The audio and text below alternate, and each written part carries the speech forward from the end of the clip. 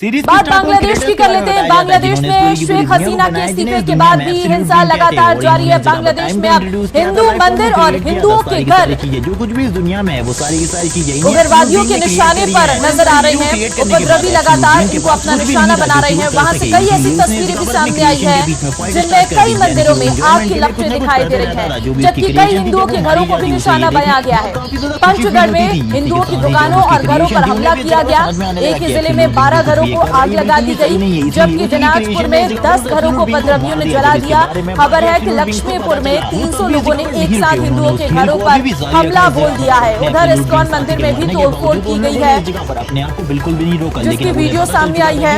ISKCON ने दावा किया है कि कई मंदिरों में आग लगा दी गई है। पावरफुल हो जाएगा, इसीलिए उन लोगों ने डिसाइड किया कि उन लोगों की दोस्त की चेयर के ऊपर वही बंदा बैठेगा जो कि सबसे पहले। वहीं बांग्लादेश से स्वदेश लौटे भारतीयों में वहां हो रही हिंसा का खौफ साफ दिखाई दिया है। बांग्लादेश से लौटे भारतीयों ने वहां का हालात जो है वो बयान किए हैं। वही इस जगह पर इस पूरे के पूरे यूनिवर्स को कंट्रोल करेगा। इसी के साथ ही हमें संघ का सीन दिखाया जाता है जो कि इस जगह पर संघ जिन्हों का बेटा। It's all about local Bengalis इनका अटैक हुआ, but Indians के लिए it is quite safe for the expats. Now flight services has also been resumed, so it's not a problem. India treatment के लिए आया है, ट्रीटमेंट के लिए जयपुर हॉस्पिटल में, अपोलो में। तो वहाँ क्या सिचुएशन है, हिंदू की क्या कंडीशन है, अभी हम देखते हैं इस जगह पर ना इजी से। अभी क्या सिचुएशन है बांग्लादेश में? ओके नो प्रॉब्लम, कोई प्रॉब्लम नहीं। तो राइट्स वगैरह हो गए थे वहाँ, हमने देखा काफी ज्यादा तोड़फोड़ और वायलेशन हो गया था। some violence in area, some area. वहाँ पर मेरा सरकार तो देश पे नहीं है, এখন मेरे देश पे स्टूडेंट में कुछ बोला था हमारा देश এখন या सेना बाहिनी के प्रदेश में स्टूडेंट की क्या कंडीशन? स्टूडेंट এখন ठीक है से स्टूडेंट এখন पैनिक है वहाँ।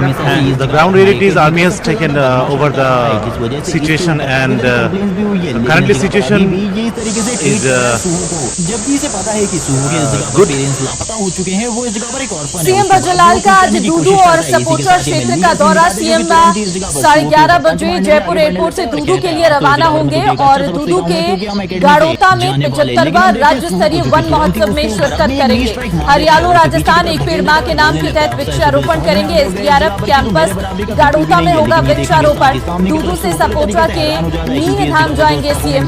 करौली के सपोचा में भी सीएम जनसभा को करेंगे संबोधित। मीन धाम में सीएम भजनलाल करेंगे वृक्षारोपण। शाम 4:40 पर जयपुर के लिए वापस रवानगी उनकी रहने वाली है। सीएम का आज दूदू और सपोचा का दौरा रहने वाला है, जहां पर गाड़ोता में 75वां राज्य स्तरीय वन महोत्सव में शिरकत करेंगे। हरियाणा राजस्थान एक पेड़ मां के नाम कार्यक्रम में जो है शामिल रहने वाले हैं सीएम भजनलाल।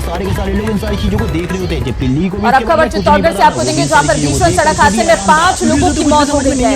आपको बता दूं कि हादसा निम्बाहेड़ा चित्तौड़गढ़ 4 लेन हाईवे पर कंटेनर ने बाइक सवार 5 लोगों को कुचल दिया।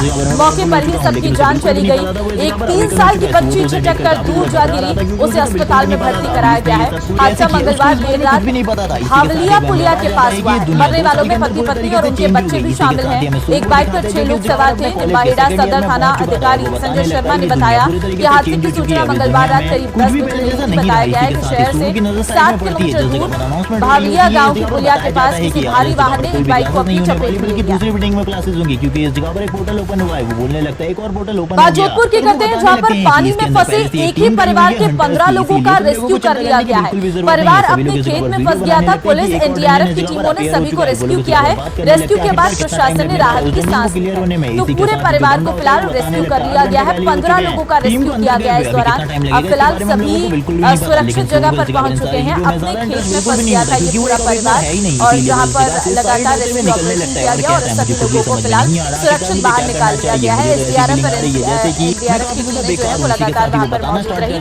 फिलहाल सभी लोग सुरक्षित हैं और एसडीआरएफ और एनडीआरएफ की कड़ी मशक्कत के बाद सभी को बाहर निकाल दिया है। क्या होने वाला है, लेकिन इसके अंदर जो मॉन्स्टर थे उनका सामना करना ह्यूमंस के लिए। भारतीय वायुसेना जल्द ही अपने रक्षा बेड़े को और मजबूती देने जा रही है। इंडियन एयरफोर्स में आने वाले इस क्रांतिकारी बदलाव की पूरी कहानी क्या है, देखिए इंडिया की सक्सेस स्टोरी। एक तरीके से ह्यूमैनिटी के हीरोज कह सकते हो, जो कि इस जगह पर इंटेलिजेंस के होने के साथ ही ऑपरेशन होने लगे और उसके बाद इस तरीके की एबिलिटीज आ गई, जैसे कि ये पहले से ही इस जगह पर क्रांतिकारी बदलाव की ओर भारतीय वायुसेना इस जगह पर ये समझ में आ चुका था कि ये दुनिया दुश्मन के खिलाफ नए चक्रव्यूह की तैयारी। उसने इस जगह पर हंटर एसोसिएशन वायुसेना को जल्द मिलेंगी 200 स्वदेशी मिसाइल। सारे के सारे हंटर्स एक तरीके से एक प्रोजेक्ट में जो इस जगह पर अवेकन हो चुके थे, उन लोगों की जो लाइफ थी ये नई भारत की नई वायुसेना है जो किसी भी आपात स्थिति से निपटने के लिए दिन ब दिन खुद को और मजबूत कर रही है। इसी कड़ी में MK-1 मिसाइल के लिए भारतीय वायुसेना ने भारत डायनामिक्स लिमिटेड यानी BDL को मंजूरी दे दी है, जिसके चलते अब जल्द ही इंडियन एयरफोर्स के रक्षा बेड़े में 200 अस्त्र मिसाइलें शामिल हो जाएंगी। ये मिसाइल हवा से ही दुश्मन को मार गिराने में सक्षम है। इस प्रोजेक्ट को सफल बनाने में DRDO की बड़ी भूमिका है। रक्षा अधिग्रहण परिषद ने 2900 करोड़ रुपए से ज्यादा की इस परियोजना को 2022 से 2023 में मंजूरी दी थी। सभी परीक्षण और विकास कार्य पूरा होने के बाद अब इन मिसाइलों के प्रोडक्शन को भी मंजूरी दे दी गई है।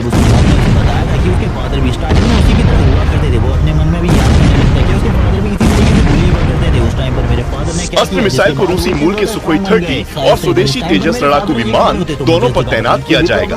भारतीय वायुसेना मिसाइलों के लिए कई स्वदेशी परियोजनाओं में मदद कर रही है। ऐसी 3 से 4 परियोजनाएं पूरी होने वाली हैं। इनमें हवा से जमीन पर मार करने वाली मिसाइलें भी शामिल हैं।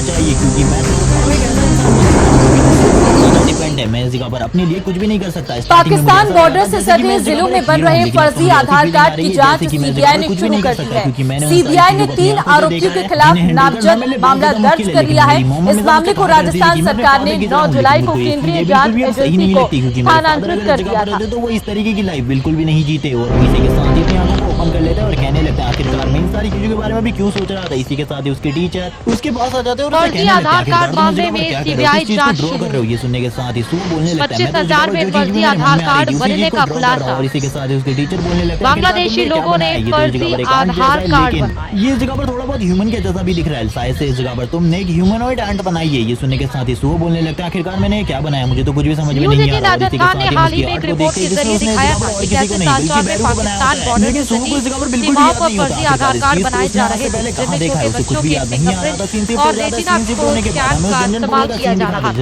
इस मामले में सीबीआई ने अब जांच तेज कर दी है। राजस्थान में कथित तौर पर 25,000 रुपए में जाली दस्तावेजों और फिंगरप्रिंट का इस्तेमाल करके फर्जी आधार कार्ड बनाने वाले एक गिरोह की 3 लोगों के खिलाफ सीबीआई ने एफआईआर दर्ज की। अधिकारियों ने कहा कि बड़े पैमाने पर चल रहे इस रैकेट की शुरुआती जांच में सामने आया है कि फर्जी आधार कार्ड बनाने के लिए स्कूली बच्चों की उंगलियों के निशान और रेटिना स्कैन के साथ साथ पैर की उंगलियों के निशान का भी इस्तेमाल किया गया। इस मामले में राजस्थान सरकार ने 9 जुलाई को केंद्रीय जांच एजेंसी को स्थानांतरित कर दिया था। विभाग ने 30 जुलाई को सीबीआई को भेज दिया था। उसके बाद सीबीआई ने दिल्ली निवासी हरभजन सिंह जाट, गोगाराम जाट और कन्हैया लाल प्रजापति के खिलाफ मामला दर्ज करके जांच शुरू कर दी। शिकायतकर्ता के मुताबिक ये तीनों कथित तौर पर उनकी मित्र आईडी और आधार कार्ड से आधार कार्ड बना रहे हैं। फर्जी आधार कार्ड मामले में सरकार अभी सख्त नजर आ रही है। मामला विधानसभा में उठने के बाद सरकार ने भी पिछले 1 साल में बने फर्जी आधार कार्ड की जांच करवाने का फैसला किया। सभी जिला कलेक्टर को मॉनिटरिंग करने के निर्देश भी दे रखे हैं। फर्जी आधार कार्ड का मामला इसलिए भी चिंता का सबब है क्योंकि सीमावर्ती इलाकों से घुसपैठ की घटनाएं सामने आती रही। शंका कि इस फर्जीवाड़े की जड़ें देश देश के दुश्मनों तक ना फैली हो। फर्जी आधार कार्ड मामले में सीबीआई ने अब एंट्री कर दी है और सीबीआई की एंट्री के बाद में 3 आरोपियों को नामजद करके उनके ऊपर कार्रवाई की जा रही है। देखने वाली बात यह है कि हालांकि 3 आरोपी अभी भी जो है फरार हैं और मौके पर जो है ये मित्रों को सीज कर दिया गया है। वहीं सीबीआई ने जो है पिछले 1 साल में कितने आधार कार्ड बनाए उसको लेकर जो है जांच कमेटी बनाई गई है और इसको जो है अब जितने आधार कार्ड बने उनका जो है भौतिक सत्यापन भी किया जाएगा। हालांकि पूरा विषय जांच का है, जांच के बाद ही इसका जो खुलासा हो पाएगा। कैमरा पर्सन के साथ में न्यूज 18 के लिए प्रतीक सोलंकी। राजस्थान क्रिकेट एसोसिएशन की पिछली कमेटी के कार्यकाल में महाभ्रष्टाचार का खुलासा हो रहा है। आरसी एडहॉक कमेटी की ओर से कराई गई जांच रिपोर्ट में खेल और खिलाड़ियों के नाम पर भारी अनियमितताएं बरतने से पर्दा उठ रहा है और अब सरकार जांच रिपोर्ट के आधार पर दोषियों को जेल के सलाखों के पीछे भेजने की तैयारी कर रही है। बाकी लोगों के साथ उसके बाद ही हुआ था। सन बोलने लगता है इस जगह पर ये सारी चीजें बहुत ज्यादा बुरी है। सीरीज के स्टार्ट में क्रिकेटर्स के बारे में बताया जाता है जिन्होंने इस पूरी की पूरी क्रिकेट के भविष्य को संवारने के लिए बनाए गए राजस्थान क्रिकेट एसोसिएशन में ही क्रिकेट के नाम पर भ्रष्टाचार का सबसे बड़ा खुलासा हो रहा है। अक्सर विवादों में रहने वाली पिछली राजस्थान क्रिकेट एसोसिएशन की कमेटी ने अपने कार्यकाल में खेल के मैदान से लेकर खिलाड़ियों के कल्याण तक जमकर भ्रष्टाचार किया। जो भी उसकी क्रिएशन थी जब वो मारी जाती उसे ये देखने बात काफी ज्यादा खुशी फील होती थी। इसी के साथ ही जो आरसीए एडहॉक कमेटी की ओर से कार्रवाई की गई। रिपोर्ट में खुलासा हुआ कि बीसीसीआई ने हर साल राजस्थान क्रिकेट के कल्याण के लिए करोड़ों रुपए का बजट आवंटित किया, लेकिन तत्कालीन कमेटी ने आरसीए से संबंध, एम्पायर, खिलाड़ी, ग्राउंड स्टाफ को लंबे समय से फीस का भुगतान नहीं किया। ऑडिट रिपोर्ट में खुलासा हुआ कि एक तरफ खेल से जुड़े खिलाड़ी, एम्पायर सहित पूरा स्टाफ एक एक रुपए को तरसता रहा, वहीं तत्कालीन कमेटी ने नियम विरुद्ध करोड़ों रुपए का भुगतान वकीलों को कर दिया। मुश्किल बनाने के लिए काफी सारी चीजें करी, जिनके बारे में अभी हमें बिल्कुल आरसीए एडहॉक कमेटी के संयोजक जयदीप बिहारी ने ऑडिट रिपोर्ट में आई आर्थिक, वित्तीय और भ्रष्टाचार के कारनामों की पूरी फहरिस्त तैयार करवा ली और इस रिपोर्ट को जल्द ही मुख्यमंत्री भजनलाल शर्मा और खेल मंत्री को सौंपे। बता रहा होता है कि उसे इस जगह पर 8 यूनिवर्सिटी कई मामलों में फाइनेंशियल इरेगुलरिटीज मिली है। इस बारे में तुम अभी हमने भी लेकिन ये सारी चीजें सीए से जांच करवाई है। जबकि उसके दोस्त इस जगह पर सोच रहे होते हैं कई चीजें ऐसी है यूनिवर्सिटी को ज्वाइन जैसे जीएसटी के अंदर जो फर्म को काम दिया गया है से कहने लगता है तुम तो इस जगह पर काफी उसके वो काम मेंशन ही नहीं है। तुम इतने ज्यादा टैलेंटेड निकलोगे, ये सुनने के साथ ही संग बोलने कई फर्मों को एक्सपीरियंस भी नहीं है। ये सुनने के साथ ही जो कई फर्में ऐसी है मेरा नाम किम नहीं है इस जगह पर, मेरा जो काम कुछ करती है उनको काम कुछ दे दिया। ये सुनने के बाद सू कहता है ये काफी कुछ इरेगुलरिटीज है, इसीलिए इस बारे में बात करना बंद जिनकी सीए साहब जांच कर रहे हैं। बात करनी चाहिए।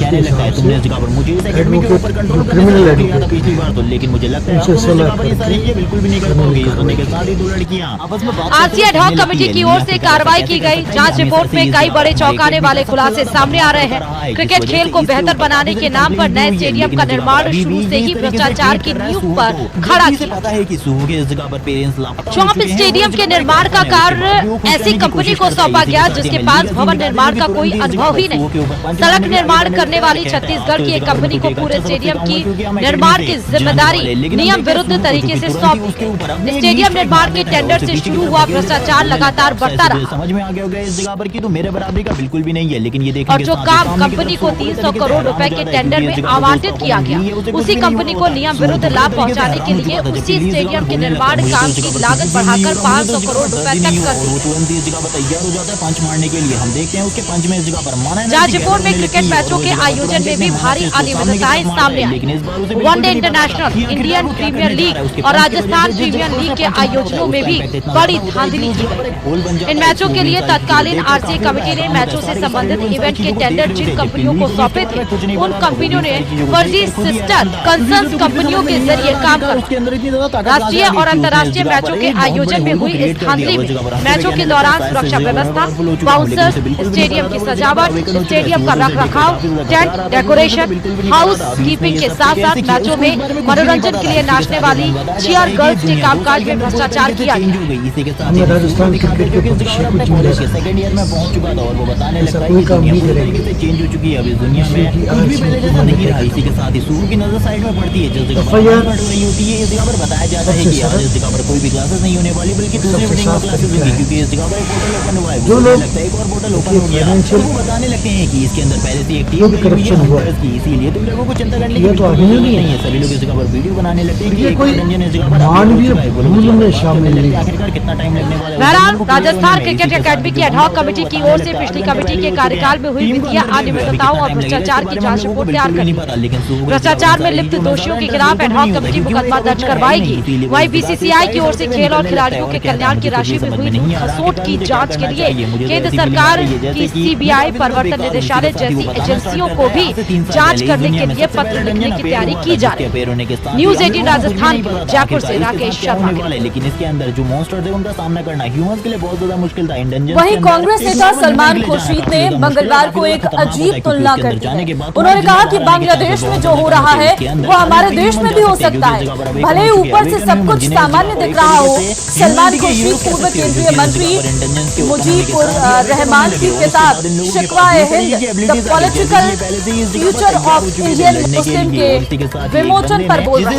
ये समझ में आ चुका था कि ये दुनिया अभी इसी तरीके से आगे बढ़ने वाली है, जिसका नाम वू जिंग चुल था। उसने इस जगह पर हंटर एसोसिएशन की स्थापना करी और हंटर किताब के विमोचन समारोह में बोले सलमान खुर्शीद बांग्लादेश हिंसा पर उनका अजीबोगरीब बयान सामने आया है और अब इस बयान के तमाम मायने निकाले जा रहे हैं। भारत में भी बांग्लादेश जैसा हो सकता है, सलमान खुर्शीद की तरफ से कहा गया है। बिल्कुल भी अच्छे तरीके से ट्रीट नहीं करते थे, जो कि इस जगह पर काफी ज्यादा और सलमान खुर्शीद के इस बयान की अब आलोचना चौतरफा हो रही है, क्योंकि अपने आप में बड़ा बयान है। उनकी तरफ से कहा गया है कि जो बांग्लादेश में इस वक्त हो रहा है, भारत में भी ऐसा हो सकता है। आसानी से उसे पीट दिया था और वो बार बार उसे इसी तरीके से बुली करता रहता था। वो इन सारी चीजों के बारे में भी पॉइंट आउट करता है। और सलमान खुर्शीद के बयान पर बीजेपी नेता शहजाद पूनावाला पलटवार किया है। उन्होंने कहा है कि लोगों को भड़काने की कोशिश कर रही कांग्रेस। इस जगह पर थोड़ी ही टाइम में मारे जाएंगे, हम लोगों को कोई भी नहीं बचा सकता। तो कांग्रेस पार्टी कहती है कि बांग्लादेश में जो स्थितियां बन रही है, घटनाक्रम हो रहा है, उसको लेकर भारत सरकार के साथ वो खड़ी है, भारत सरकार के स्टैंड के साथ वो खड़ी है। पर दूसरी ओर कांग्रेस के नेता, इंडिया अलायंस के नेता, चाहे सलमान खुर्शीद हो, चाहे संजय राउत हो, चाहे इंतजाम मुफ्ती हो, महबूबा मुफ्ती की बेटी हो, ये नेता लगातार भटकाने की कोशिश कर रहे हैं। अब सलमान खुर्शीद कहते हैं कि जो बांग्लादेश में हुआ वो भारत में भी हो सकता है। क्या ये भटकाने की कोशिश की जा रही है? क्या ये किसी को आइडिया देने की कोशिश की जा रही है? अब एक ऐसा इंसान बन चुका हूँ जो कि दूसरों के ऊपर प्रदेश भर में इंद्रदेव की मेहरबानी की वजह से भले ही मेघराज झमाझम बरस रहे हैं, लेकिन इस झमाझम बारिश के दौर में भी पेयजल संकट के कारण जलदाय विभाग के इंजीनियर्स की नींद हराम हो रही है। बीसलपुर बांध के हालात ये है कि अगर जल्द ही बांध का जलस्तर नहीं सुधरा तो गर्मियों से पहले ही 4 जिलों की आबादी एक एक बूंद को तरस सकती है। और कहने लगता है आखिरकार में इन सारी चीजों के बारे में भी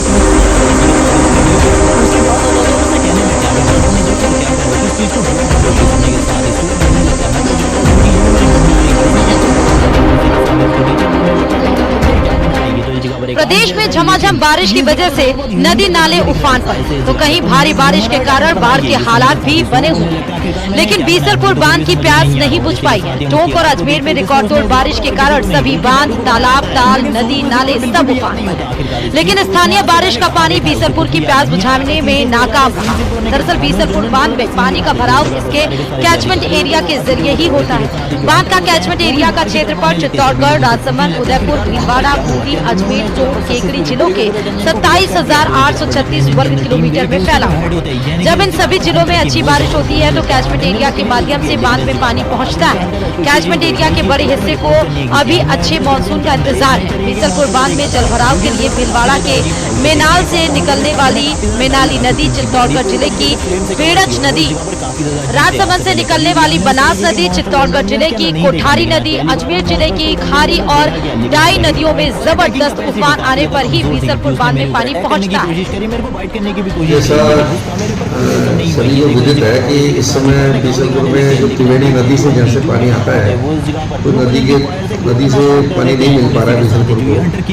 तो करीब 310 मीटर का उसका लेवल चल रहा है और अगर वहाँ बरसात नहीं होती है या कम होती है तो इस पानी को नवंबर तक ही सप्लाई कर पाएंगे।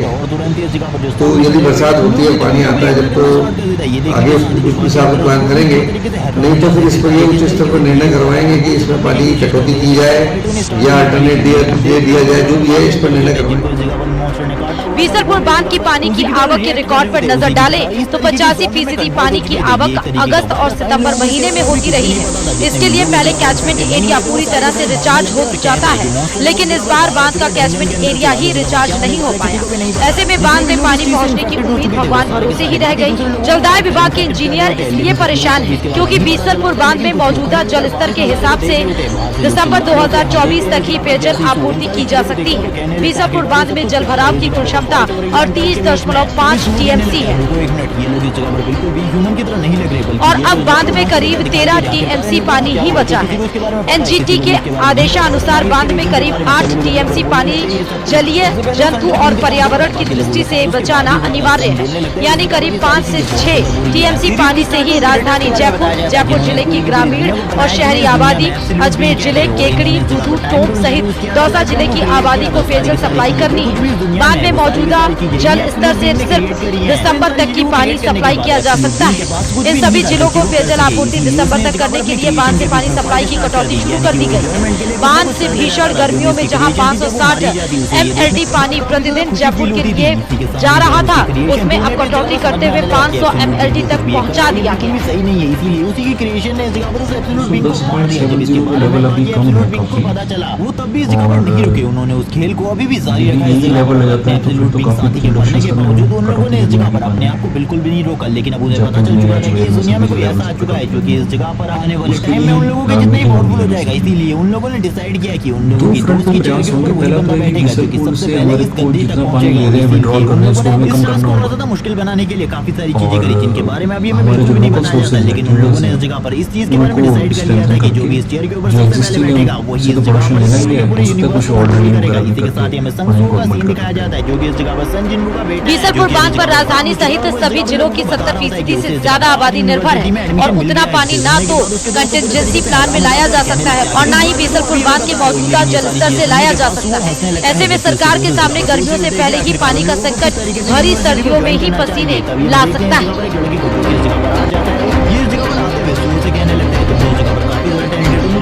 न्यूज 18 राजस्थान के लिए जयपुर से राकेश शर्मा की रिपोर्ट। आगे बढ़ते हैं। झुंझुनू की खेतड़ी नगर पुलिस और डीएसटी नीमका थाना ने संयुक्त कार्रवाई करते हुए भारी मात्रा में अवैध शराब जब्त की है। साथ ही एक आरोपी को भी गिरफ्तार किया है। पुलिस ने छापेमारी की कार्रवाई खेतड़ी नगर थाना इलाके में की है। एएसआई विजय बजिया के मुताबिक मुखबिर की सूचना पर देर राजधानी बाधान के रास्ते पर पहुंचे, जहां मुर्गी फार्म के सामने एक दुकान में शराब बेची जा रही थी। पुलिस ने वहां मौजूद देवेंद्र नाम के शख्स से जब लाइसेंस के बारे में पूछताछ की तो वहां रखी सभी शराब अवैध थी, जिसके बाद पुलिस ने आरोपी देवेंद्र कुमार को गिरफ्तार कर लिया है। पुलिस ने दुकान में रखी 26 पेटी देसी शराब, 7 देसी बियर और 17 लीटर अंग्रेजी शराब जब्त की है। साथ ही आरोपी के खिलाफ केस दर्ज कर लिया है। तुझे एक अच्छा सबक सिखाऊंगा क्योंकि हम एकेडमी से जाने वाले। लेकिन हम देखते हैं सूहू को जो कि तुरंत ही उसके ऊपर अपने ही स्ट्राइक मार देता है और उसे पीछे की तरफ ढकेल देता है और बोलने लगता है ऐसे तुझे समझ में आ गया देसी शराब अवैध रूप से बिल्कुल भी नहीं है। लेकिन ये देखने के साथ ही सामने की तरफ सूहू पूरे तरीके से हैरान हो जाता है क्योंकि इस जगह पर जो उसका ओपोनेंट ली है उसे कुछ भी नहीं हुआ होता। सूहू तो पूरे तरीके से हैरान हो चुका था जबकि ली बोलने लगता है मुझे तो इस जगह पर कुछ भी नहीं हो रहा, मुझे तो इस जगह पर दर्द नहीं हो रहा। वो तुरंत इस जगह पर तैयार हो जाता है पंच मारने के लिए। हम देखते हैं उसके पंच में इस जगह पर माना एनर्जी गैदर होने लगती है और वो जगह पर तुरंत इसने माना फिर उसको सामने की तरफ मारता है। लेकिन इस बार उसे बिल्कुल नहीं पता था कि आखिर वो क्या करने जा रहा है। पंच की वजह से जिस जगह पर उसने पंच मारा होता है उस पर पहले इतना होता है कि उस जगह पर एक गोल बन जाता है। वो भी इन सारी चीजों को देख कर काफी हैरान होता है। सारे के सारे लोग इन सारी चीजों को देख रहे होते हैं जबकि